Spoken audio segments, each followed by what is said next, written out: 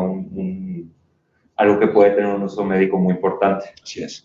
Perfecto. Después de esta presentación, pasamos con el maestro Silva para observar y dialogar sobre la parte tramitológica que COFEPRIS nos toca en esta materia. Ahí creo que lo van a mover. Entonces, en unos segundos comenzamos con la presentación. Listo. Buenas tardes a todas y todos ustedes.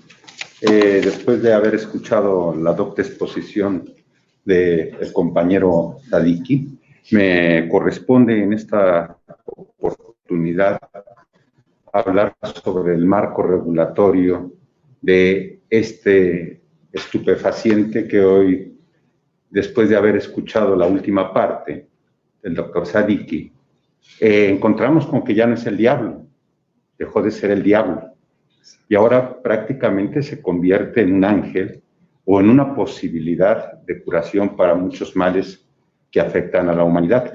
Lo cual me mueve un poco la presentación. ¿Por qué digo que va a mover un poco la presentación?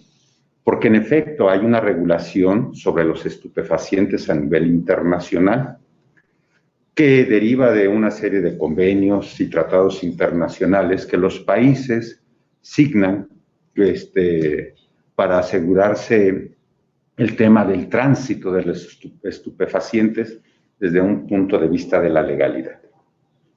Entonces, esto va a mover todo ese entramado jurídico que se teje en torno a la vigilancia y regulación de este estupefaciente. Entonces, aquí en la presentación que nosotros tenemos, en la presentación que nosotros hemos elaborado para ustedes, bueno, pues viene desglosado en 5 grandes apartados. El primer apartado es el marco jurídico internacional. En el marco jurídico internacional tenemos que acercarnos a una serie de instrumentos de carácter internacional que deben ser observados por los Estados miembros de la Organización de las Naciones Unidas en estas materias. Y el primero es la Convención Única sobre Estupefacientes, y luego de 1961, y que fue enmendada mediante un protocolo en 1972. A continuación, en el año de 1971, se presenta el convenio sobre sustancias psicotrópicas. Y ya hacia el año del 88 es la Convención de las Naciones Unidas para regular el tránsito, para vigilar sobre el tránsito ilícito de estupefacientes y sustancias psicotrópicas. En estas 3 convenciones internacionales se establecen las listas de sustancias que son sujetas a las medidas de fiscalización a través de un órgano regulador de las Naciones Unidas, que es la llamada JIFE, o la Junta Internacional de Estupefacientes, de Fiscalización de Estupefacientes. De estos tratados, bueno, derivan compromisos a nivel internacional para procurar el comercio lícito de estas materias. De tal suerte que los países que forman parte de este órgano multinacional tienen la obligación de informar a la Junta Internacional de Fiscalización de Estupefacientes mediante la presentación de informes anuales o trimestrales, pues el movimiento que tienen los estupefacientes en todo el mundo. Fundamentalmente, pues son sustancias que van dirigidas al comercio internacional en diversas actividades, que puede ser generalmente para la producción de medicamentos. Una de las características de este marco que nosotros estamos ahorita viendo consiste en que la COFEPRIS, con base en estas disposiciones de orden internacional y lo que se refiere a las disposiciones del entramado jurídico nacional, solamente lo tenemos contemplado ahorita en estos momentos para fines de investigación científica y elaboración de medicamentos. Entonces, aquí ya el canal se vuelve más estrecho y ya está vinculado a solamente dos actividades que son fundamentales para el empleo de este estupefaciente. La investigación científica, de lo cual nos ha hablado el doctor Sadicki ampliamente, y la elaboración de medicamentos. Una etapa posterior a la investigación científica, ya con una aplicación que aterriza materialmente en la producción de un medicamento que va a procurar recuperar la salud de las personas. En cuanto al marco jurídico nacional, que yo le llamo el entramado jurídico nacional, tenemos diversos instrumentos jurídicos, entre los que destaca fundamentalmente la Ley General de Salud, que tiene todo un capítulo, el capítulo 5, que versa sobre estupefacientes.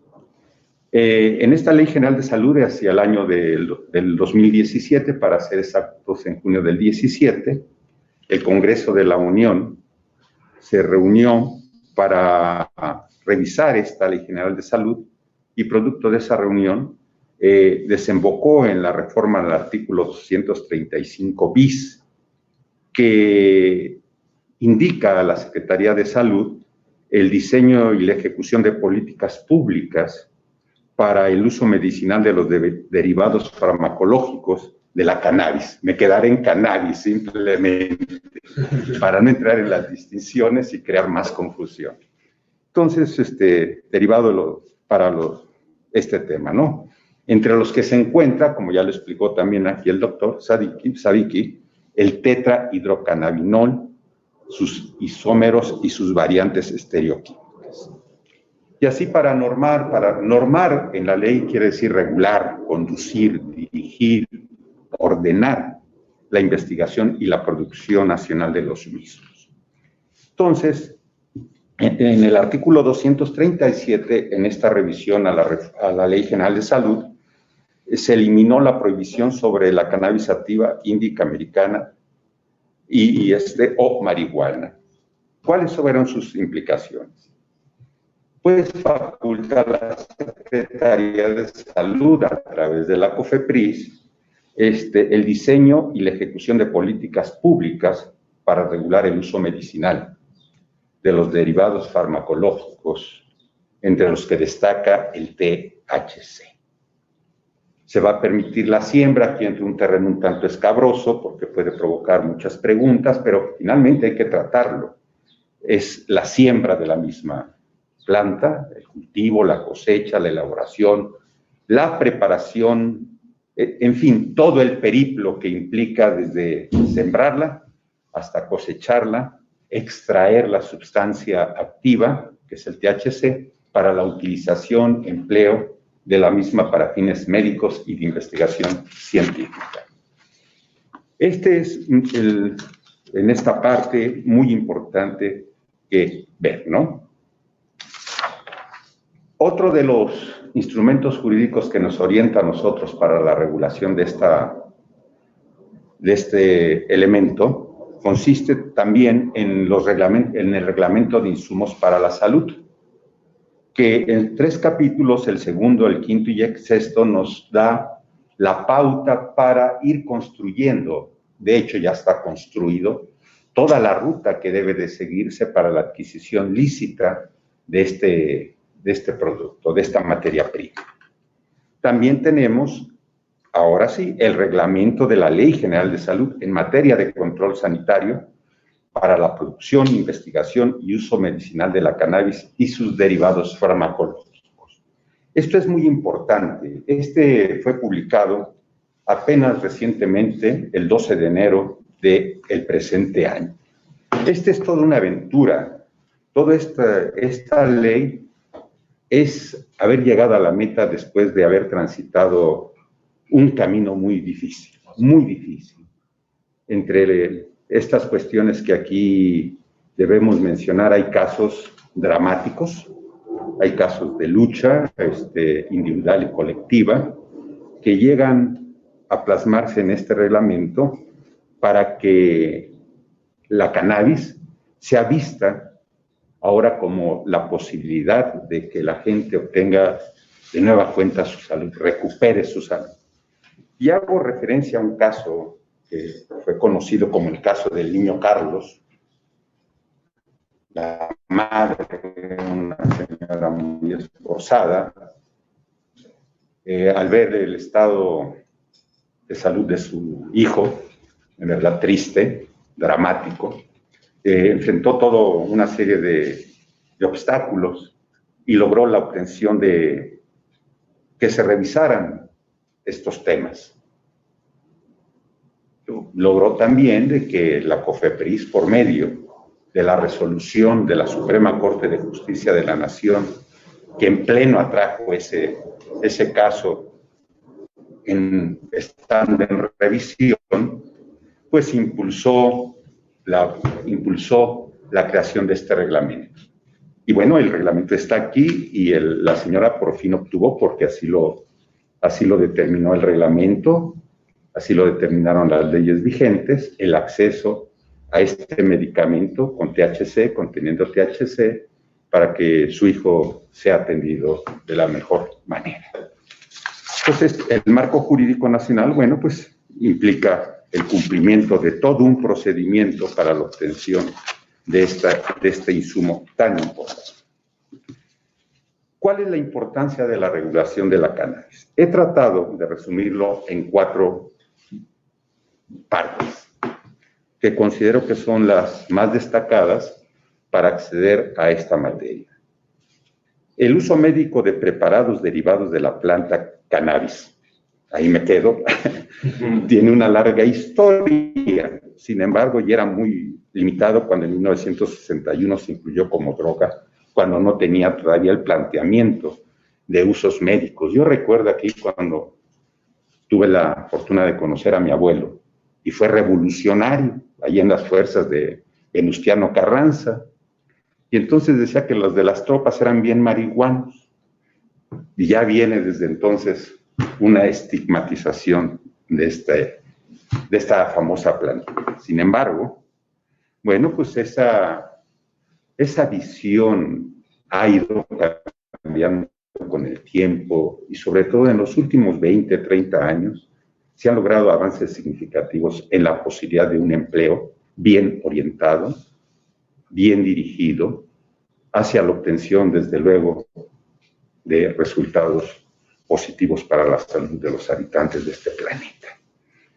Entonces, bueno, no tenía uso médico y, como lo dijo el doctor Xavi, la investigación científica fue desbrozando el camino para retirar todos los obstáculos y que se viera con otra visión. Así se llega a descubrir el empleo, los beneficios del THC y del CBD. Otra cosa importante es que el uso de los cannabinoides, en lo que respecta a la COFEPRIS, bueno, solo es para uso médico y científico, pues los cuales se deben de aprobar aquí en esta institución, a través de ensayos clínicos controlados y en caso de ser autorizados, bueno, pues se les tendrá un registro sanitario. El registro sanitario es con base en la legislación vigente, deben de reunir toda una serie de requisitos que eso le toca a otra parte. Lo que corresponde en este pequeño apartado que nos toca a ustedes exponer es cómo obtener esta materia. Cómo nosotros en México, que en este momento todavía no está acabado el cuadro jurídico, el marco jurídico, podemos tener acceso a esta materia. La legislación actual permite la importación de la misma, fundamentalmente de lo que se conoce como la materia activa, el THC. Y hago referencia a esta sustancia porque en la Dirección Ejecutiva de Regulación de Psicotrópicos, Estupefacientes y Sustancias Químicas, hace cuestión de un par de meses se extendió un permiso para la importación del THC. Y es un permiso que cumplió con todas las normas establecidas para su importación, adquisición e importación. Y sobre eso vamos a platicar ahorita a grandes rasgos. Lo que es la importación, el proceso de importación de estupefacientes. ¿Y por qué me refiero solo a estupefacientes? Porque la cannabis es un estupefaciente. Dejo de fuera psicotrópicos, dejo de fuera precursores químicos y fijemos nuestra atención en el tema estupefacientes. Y también pido que se reduzca un poco más la visión para que sea solamente la cannabis o el THC en su defecto. Bien, este proceso de importación es una cadena, una secuencia que inicia con una solicitud de la persona interesada en adquirir la sustancia. Debe de reunir cuando menos dos requisitos. Un requisito muy importante, básico, que es estructural, que cuente con una licencia sanitaria. Esto quiere decir que solamente a entidades morales perfectamente establecidas que hayan cumplido con los lineamientos de la ley, se les puede dar la oportunidad de solicitar esta materia. Por eso se requiere una licencia sanitaria. Y habiendo cumplido estos requisitos, tienen que presentarlos aquí a la COFEPRIS, se analizan y comienza un procedimiento interno de análisis de los requisitos. ¿Cuál es el medicamento? ¿Cuál es la cantidad? ¿Cómo se va a aplicar? ¿Dónde se va a adquirir? ¿Cómo se va a suministrar? Y otros más. De esto, del análisis, la conclusión de estos requisitos, se procede a entregar un permiso de importación al interesado. Como es de importación, tendrá que recurrir al país donde se produce lícitamente. Tiene que presentarlo en el lugar donde lo va a comprar y pedir la autorización de su gobierno para que salga de su país vía un proceso que se llama de consularización, es decir, el permiso de la persona que va a adquirir le va a permitir adquirir. La persona que va a adquirir la sustancia activa le va a permitir, lo vende, lo deberá de presentar en el consulado mexicano para que autentifique este documento pidiéndonos información a nosotros, a la COFEPRIS. Una vez que se obtiene esa autentificación del documento, el gobierno del origen de la sustancia química lo autoriza y viene a México. Llega a México y solamente tiene una vía de entrada, el Aeropuerto Internacional de la Ciudad de México. No tiene otra vía por disposición de la ley. La única parte, el único agujero, si ustedes me permiten, por donde puede entrar es a través del Aeropuerto Internacional de la Ciudad de México. Ya llegando al Aeropuerto Internacional de la Ciudad de México, el interesado, el importador de esta materia, tiene que informar a la COFEPRIS que ya está en el aeropuerto, nos presenta una serie de documentos, el permiso de importación, etcétera, etcétera. Elaboramos un dictamen para su liberación, con el cual puede recurrir al aeropuerto, donde la COFEPRIS tiene una representación de orden administrativo jurídico que tramita del brazo del sistema de administración tributaria en la aduana la entrega de la sustancia que arribó a la Ciudad de México, al país. Se asegura, se enfajilla y se transporta a su lugar de destino. Después nos solicitan el desaseguramiento para que comiencen a proceder en consecuencia por lo que fue importado. Eso sería a grandes rasgos el proceso de importación. Estoy a sus órdenes y muchas gracias a todas y todos ustedes por su atención. Maestro, muchas gracias por la exposición. Creo que es bastante también enriquecedor conocer todo el marco jurídico que nos regula en este momento, sobre todo en el tema que nos compete en esta sesión. Dada la importancia y la relevancia de este tema, compartiremos esta presentación en redes sociales también para que tengan accesible la presentación que nos hizo el maestro en cualquier momento. Y le cedo la palabra al doctor Cortés para que guíe la sesión de preguntas y respuestas. Gracias, Pablo. Algunas preguntas están dirigidas, son pocas, las demás son generales y ustedes me dicen quién quiere contestar. La primera la hace Edgar Mora Solís y pregunta, ¿podrán someterse productos de CBD como suplementos alimenticios o cosméticos? Ya que el reglamento en materia de regulación de cannabis publicado en enero no menciona nada. Yo, sí, la contesto ahorita. Sí, maestro. Sí, en efecto, esa es una de las peticiones recurrentes que la Dirección de Regulación de Psicotrópicos y Estupefacientes recibe con mucha frecuencia, como lo dije al principio. Aquí la cuestión es muy importante definir. El tema de la cannabis tiene varias vertientes. La investigación científica y la producción de medicamentos.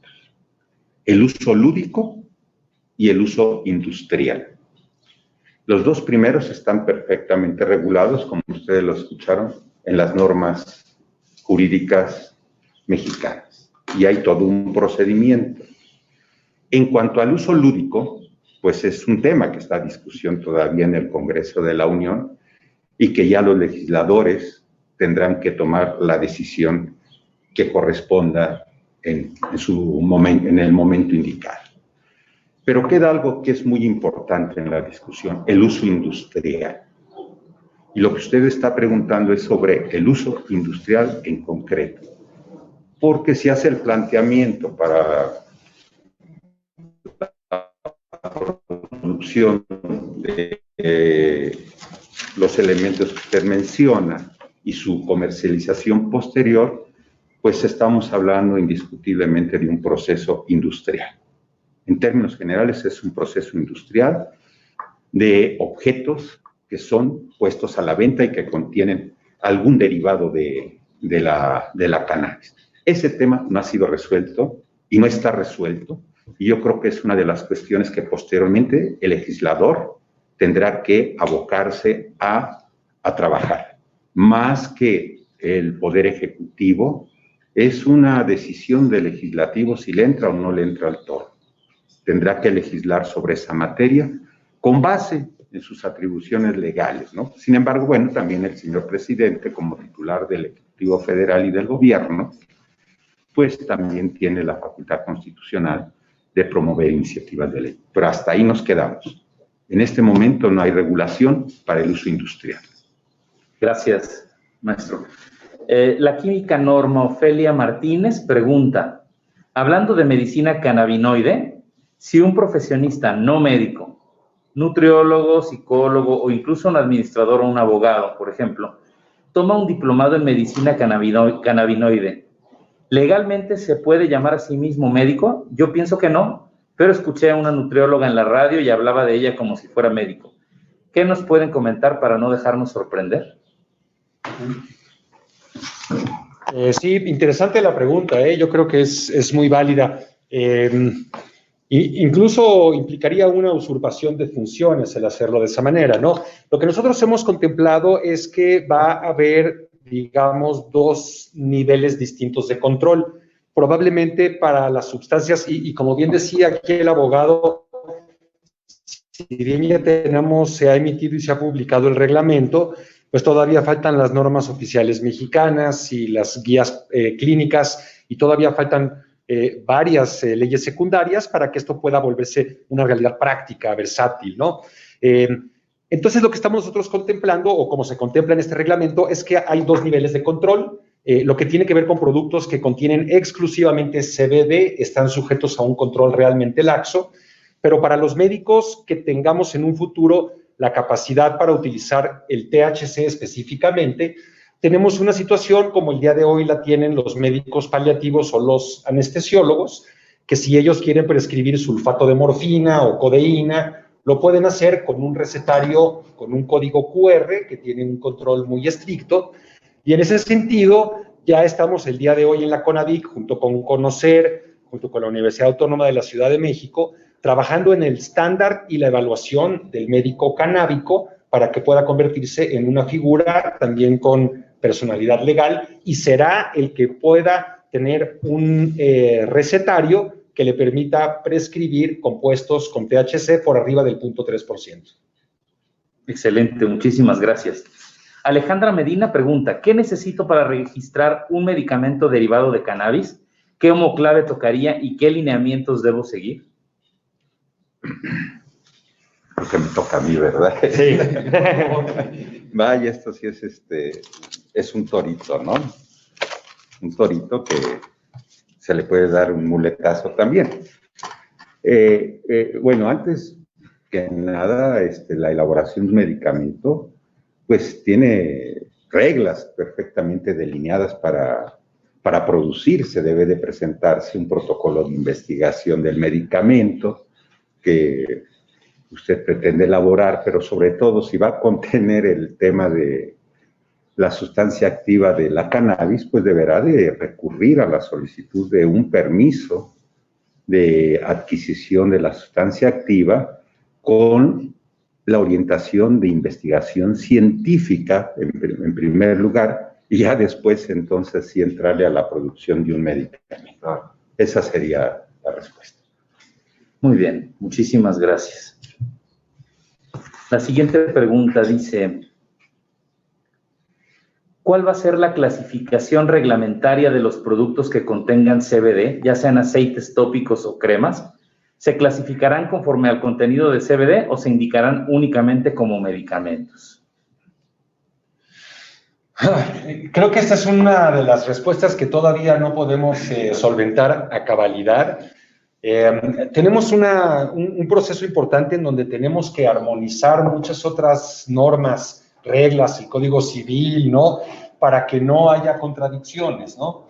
Entonces, yo quisiera comentar que hasta donde yo entiendo, y debo decir que no soy abogado, si digo alguna barbaridad me corrigen, por favor, son mutuamente excluyentes. Un medicamento que está contemplado como una sustancia controlada por ser un estupefaciente no puede ser utilizado para fines cosméticos, no puede ser al mismo tiempo, ¿no?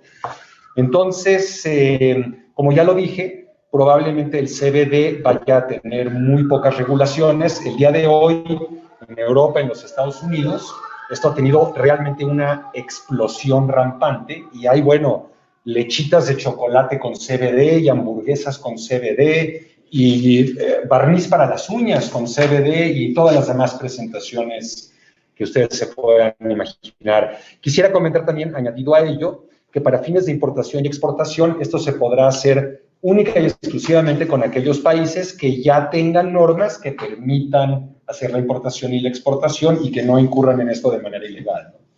Claro. Muchísimas gracias, doctor. La siguiente pregunta la hace E. Campos. La Organización Mundial de la Salud sacó un artículo o estudio donde presentó que el CBD no tiene acción psicotrópica. ¿Cuál es la fuente que sí tiene acción psicotrópica? Como se había comentado anteriormente, el CBD es una molécula psicoactiva porque tiene un efecto sobre nuestro estado de ánimo, pero no es psicotrópica en el sentido que no causa un estado de euforia, no causa un estado de intoxicación.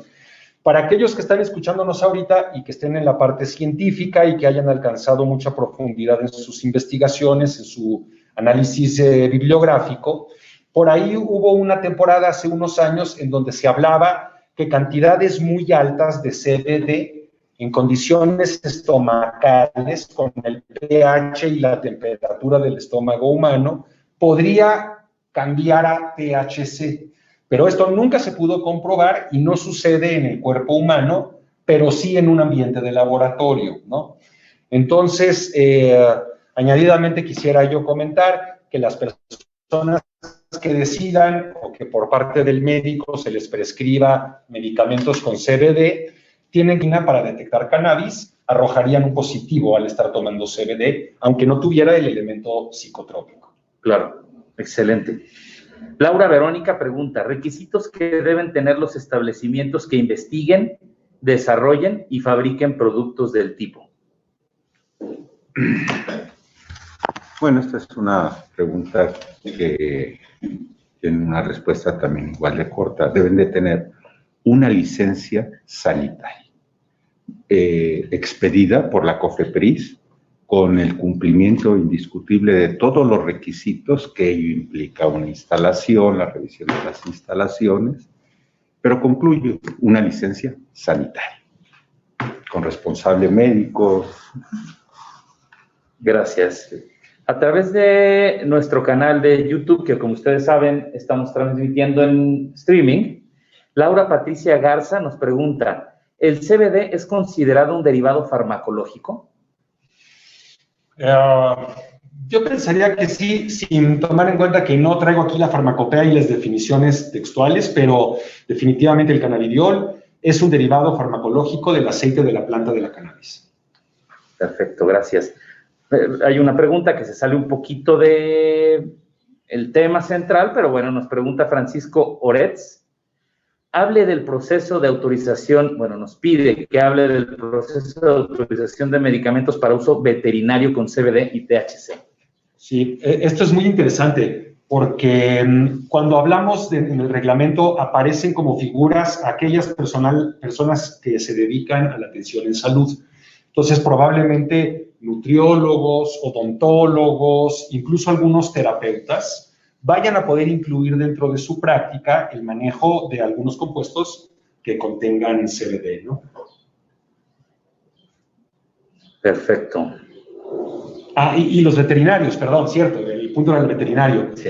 Los veterinarios han demostrado un interés muy peculiar en esta molécula. Yo probablemente, como vieron en la exposición, soy un gran amante de los perros. Y aparentemente también para los perros hay una utilidad muy, muy socorrida, ¿no?, de los productos canábicos, en lo cual debo de confesar soy un poco ignorante, no conozco bien la fisiología de los perros en ese sentido, ¿no? Excelente, muchísimas gracias. Patricio Aguirre dice, hace poco el CBD, tanto sintético como natural, fue reconocido como ingrediente cosmético aprobado. ¿Reconoce México este listado para fabricación de cosméticos? Todavía no tenemos el andamiaje, el tinglado legal para poder hablar de cómo será la figura legal finalmente, ¿no? Pero lo que sí rescato yo de esta pregunta, que me parece muy interesante, es que habla del CBD sintético y del CBD de origen vegetal. Esto es algo que tenemos que también irnos familiarizando con ellos porque, en especial en China, han desarrollado una técnica que a mí me parece muy interesante, pero habrá que investigarla con mucho detenimiento, en que el día de hoy la ingeniería genética nos permite agarrar una levadura de un hongo y poner una sección del material genético de la planta en esta levadura y podemos poner a este hongo a producir CBD en cajas de Petri. No necesitamos a la planta. Hay todavía alguna discusión de qué tanto este producto es exactamente igual que el CBD que proviene de la cannabis, sin tomar en cuenta de que este es un producto que vendría el CBD aislado. No contamos con toda esta gran gama de terpenos, de flavonoides, de vaniloides que están en la planta y que teóricamente también tienen un efecto séquito para que lleven a cabo su acción farmacológica. Claro. Quiero comentar que hay muchas preguntas en el chat que se salen del tema central de nuestro programa del día de hoy y me estoy tratando de limitar a las preguntas que están no solo dentro del tema, sino siendo las más representativas de todas las preguntas que hacen, que son muchísimas y a las cuales agradecemos la participación de todos ustedes. Erandi pregunta, ¿cuál es la licencia o licencias para la siembra de CBD para investigación? ¿Cuál es la homoclave? ¿Cuáles son los pasos a seguir? ¿Quién puede fungir como responsable sanitario? No, pues, ¿Qué tal, abogado, la pregunta? Está buena, ¿no? Primero, bueno, creo que el CBD no se siembra la planta. La plantita, la cannabis. Perdón, leo la pregunta exactamente como Sí, no, muchas gracias. Sí, pues primero pues se siembra la planta. Para, cuando menos en nuestro país, la siembra todavía en este momento es ilegal. Obviamente todos los procesos derivados pues no están dentro del marco jurídico de la legalidad. Obtener el CBD, bueno, pues también sería una cuestión de regularlo jurídicamente.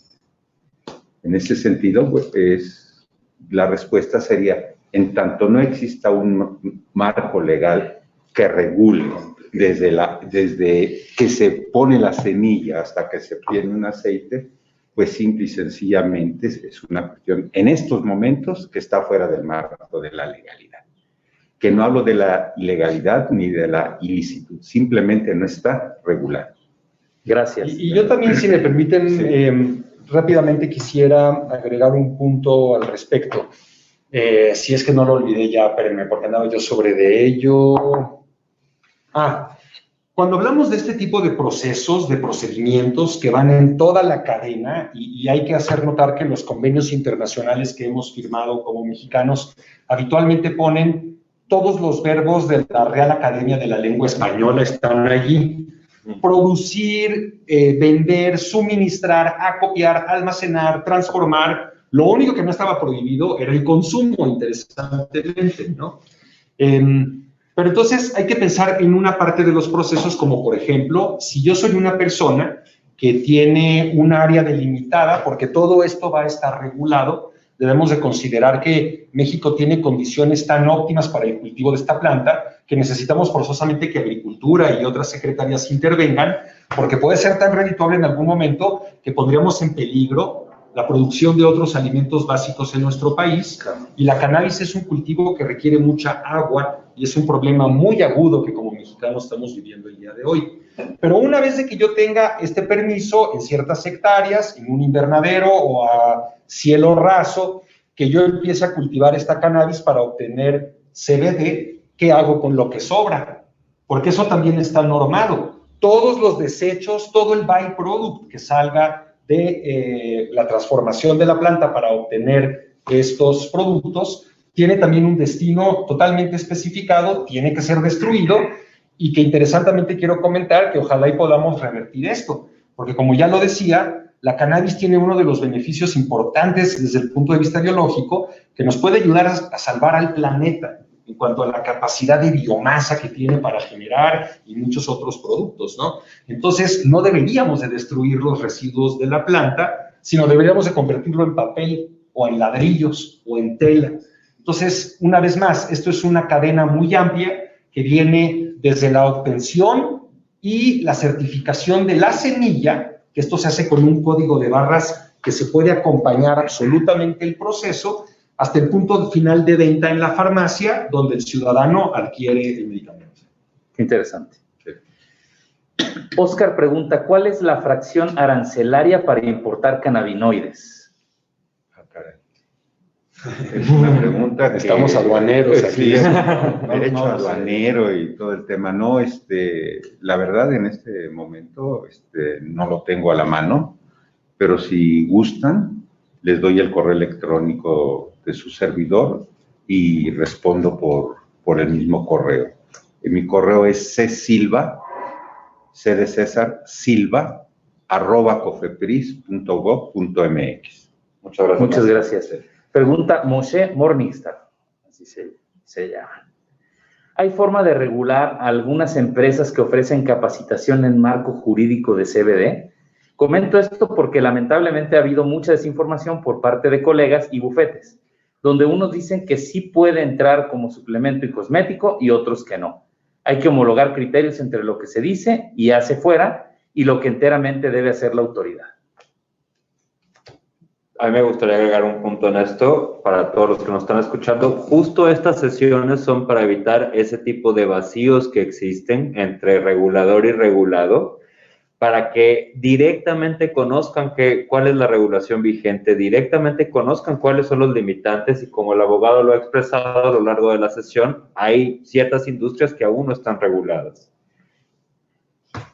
¿Algún otro comentario al respecto? No, me parece. Yo quisiera comentar que es importante decir a la ciudadanía que no se deje engañar. Esto se ha prestado para una infinidad de fraudes y de merolicos. El día de hoy, viniendo a esta oficina desde desde la CONADIC, veníamos detrás de un camión del transporte público que venía forrado con una campaña que está promocionando una crema que se llama marihuanol, ¿no? Y hay otro que trae anuncios del CBD y aparte ostenta la planta, la hoja.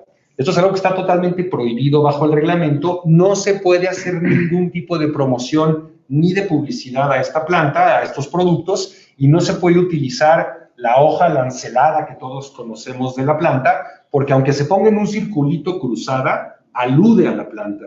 Entonces, hay que tener mucho cuidado. Yo les conmino a todos los empresarios, a la gente interesada en estos rubros, que lean el Diario Oficial de la Federación, que se asesoren con gente que realmente lleve el pulso de estos cambios legales que están ocurriendo en el país.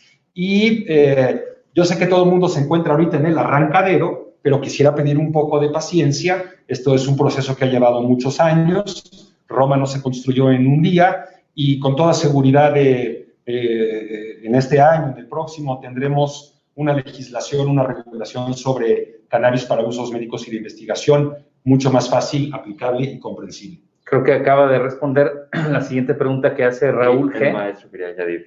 Perdón. Abundando un poco más en el tema, en efecto, en la Ciudad de México y en el país se encuentran productos derivados de la cannabis en supermercados, a veces hasta en los tianguis. Y como atinadamente lo comenta el doctor Savicki, en el trayecto hacia acá vio ese tipo de publicidad, desorienta a todos, nos desorienta a todos nosotros los habitantes de esta ciudad y del país, porque nos están ofreciendo algo que todavía no está regulado, no hay normas escritas. Por ahí hay unos procedimientos jurídicos que se están solventando y tal vez sean este tipo de empresas que en algún momento recibieron unos permisos, pero ese es un tema muy delicado que no viene al caso trabajarlo ni platicarlo porque pues son procedimientos de orden judicial que están vivos y que no estamos autorizados por disposición de la ley a ventilar públicamente porque se siguen en los tribunales y de esto solamente pueden dar parte los tribunales y las partes involucradas. Muchísimas gracias. Comentaba yo que nos contestaba prácticamente la siguiente pregunta que dice ¿qué porcentaje tiene el proceso en legislativo de la regulación de cannabis legal de acuerdo al marco jurídico que presentan y que está en evolución aún? ¿Cuándo estará en su totalidad aprobada? Difícil decir con exactitud, pero por lo menos en la CONADIC sí quiero comentar que estamos trabajando hoy mismo en la norma oficial mexicana para la cannabis de uso medicinal e investigación médica. Nos quedan como 5 preguntas. ¿Tenemos tiempo suficiente o tú me dices, Pablo, por favor? La siguiente la hace André Montenegro y pregunta, ¿seguirá el mismo rito el proceso de importación de estándares de cannabis CBD y THC para investigación y control de calidad? Esa pregunta es muy importante porque los estándares son indispensables. En primer lugar, para que tengamos laboratorios terceros autorizados en el país, que son importantísimos para tener una industria de mexicanos, para mexicanos y por mexicanos. Ese punto es muy importante. Entonces, sí, yo creo que sí, la respuesta es positiva. Pues. Muchísimas gracias. Ismael A. pregunta, ¿actualmente se permite la importación de cannabis que no sea para uso médico, aceites, gomitas, etcétera? Definitivamente no. Gracias. Viridiana Sosa pregunta, si deseo realizar investigación en cannabis por parte de la UNAM, ¿la antes mencionada tendría que sacar primero la licencia sanitaria? No, una cosa es la investigación científica y otra cosa es la producción. Así es. También hay una parte de esto en donde tiene que ver con el protocolo de investigación que se somete para cada fin y en esto también está involucrado otro tipo de instancias como el CONACYT, por ejemplo. Gracias. Gerardo Sánchez Mejorada comenta, mencionó el maestro Silva que la Ley General de Salud reconoce desde 2017 que productos derivados de cannabis con concentración de THC menor al 1% son fracción 4. ¿Por qué para importarlo se requerirá un permiso de importación de estupefacientes? Bueno, en primer lugar no mencioné eso que está planteando el compañero, no lo mencioné. Y independientemente si son fracción 4, están encuadrados dentro de la legislación para ser regulados.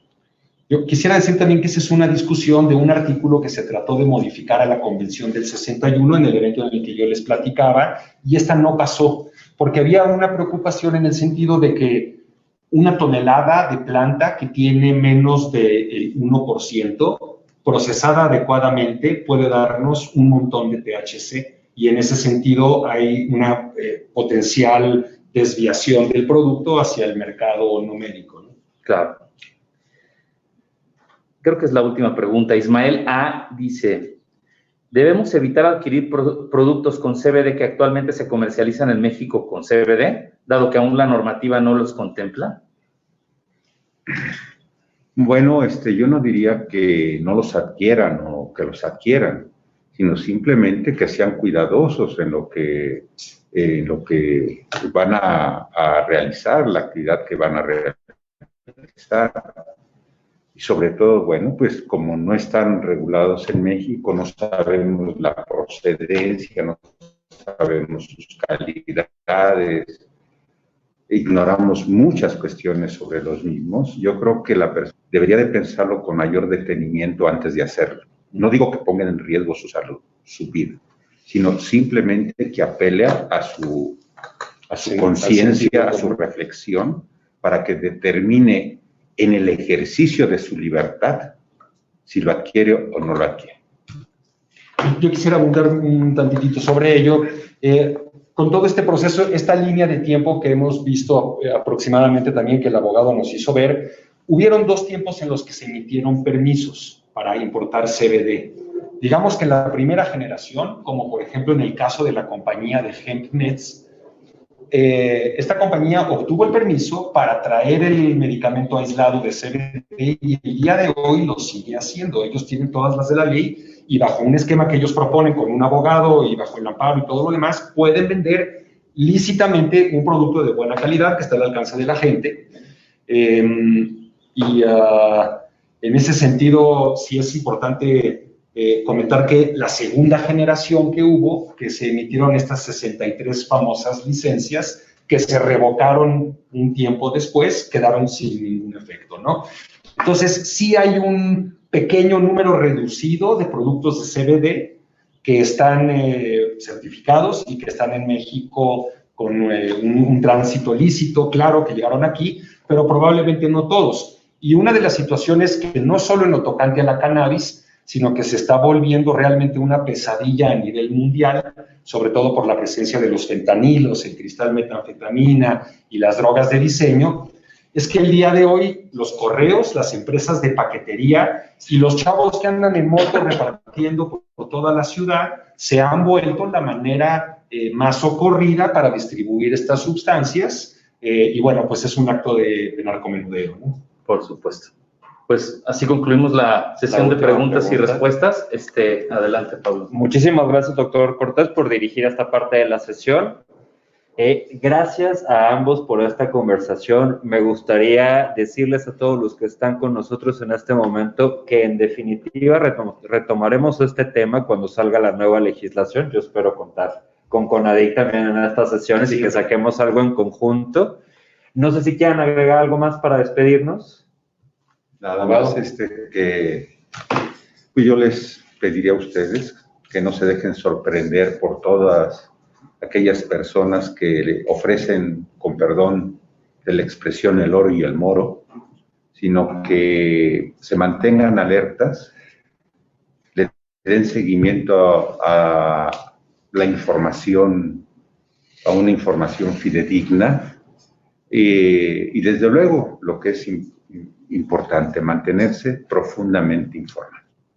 Yo quisiera terminar diciendo que me congratulo como mexicano de saber que en nuestro país estamos elaborando leyes que ponen a México en la vanguardia, como uno de los países que se guía por el beneficio de la gente, por la medicina basada en evidencia, por la lógica, por el humanismo, y que debemos estar muy contentos de que con esta legislación y este debate público, México una vez más entra a la modernidad y a ser uno de los líderes de opinión en todo el mundo sobre estos medicamentos y estas políticas de drogas.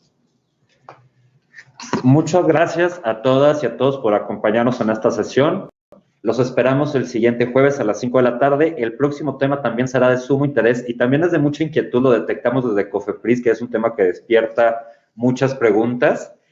Será sobre el funcionamiento del Comité de Moléculas Nuevas, sus alcances y demás. Entonces los esperamos en la próxima sesión. Seguramente va a ser muy interesante y muchas gracias por haber estado con nosotros esta tarde.